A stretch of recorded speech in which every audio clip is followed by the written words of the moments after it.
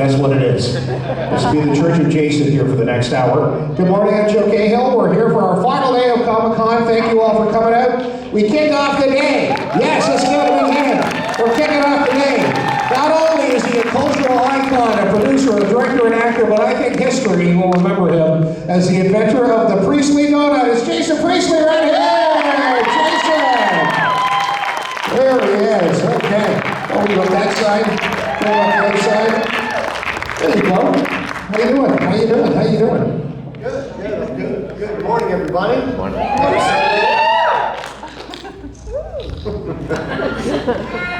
How's everybody doing today?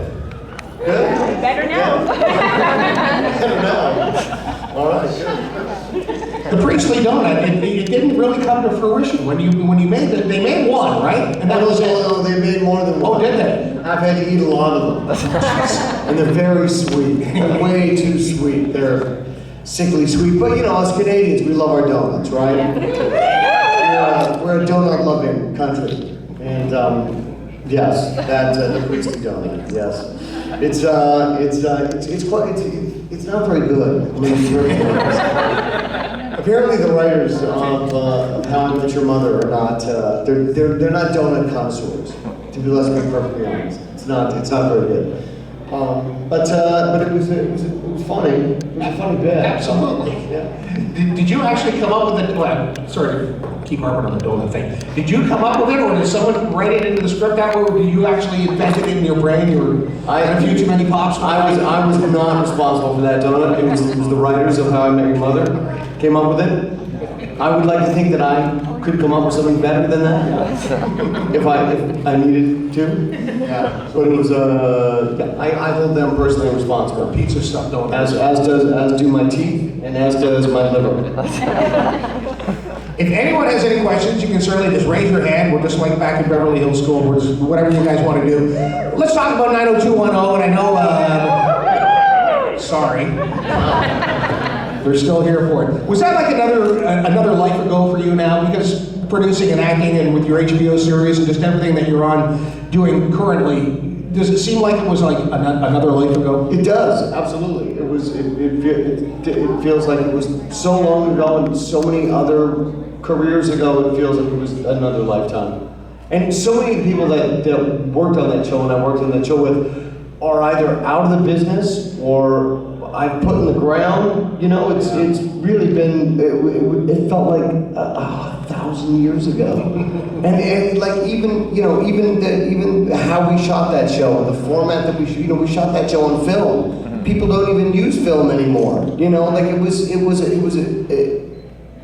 different time, and it was a different way of telling stories. And we all as filmmakers, we've had to learn to use new technologies to tell the stories that we tell. As actors, we've had to learn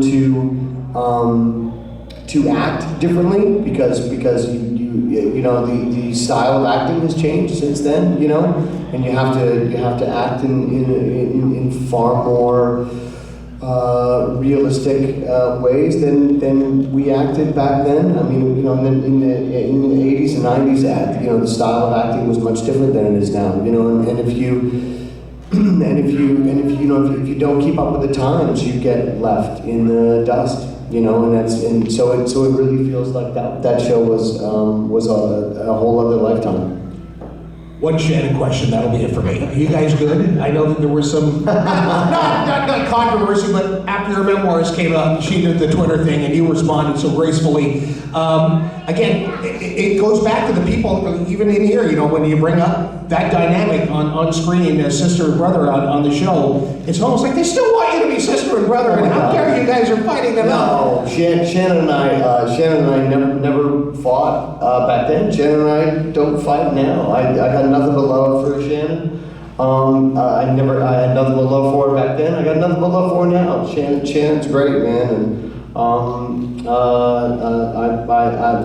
love Shannon, and I wish her nothing but the best, always. And you're still racing cars, but you're still in the car motorsport business? Not really. No? Not much. I mean, I do a little bit of karting now and again, just for fun. But You know, I've got a 7-year-old girl and a 5-year-old boy, and I'd rather spend my weekends with them than at a racetrack with a bunch of dudes. They probably wouldn't let you anymore either. Oh no, oh no, sure, my wife and kids, I think I'm probably worth more to them dead than alive at this point in time. So they have no problem with me getting in a race car. Anybody, let's kick off some questioning out there. Just stand up and yell as loud as you can. Yes, sir. Hi, Mr.